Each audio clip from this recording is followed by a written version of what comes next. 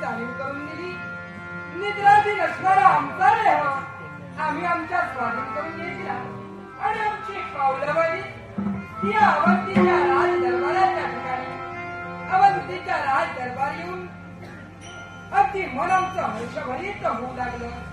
विष्णूशी भजला शिव दुरावला अधा पात केला मनी तया हरी हर एका लांटीचा फेरा.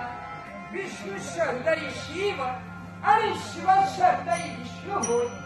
उभय देवतांना नतमस्तक झाल्या वाचून या अवंतीच्या धर्मराज सभेला या राजा नीलमणीने कधीही प्रारंभ केला नाही.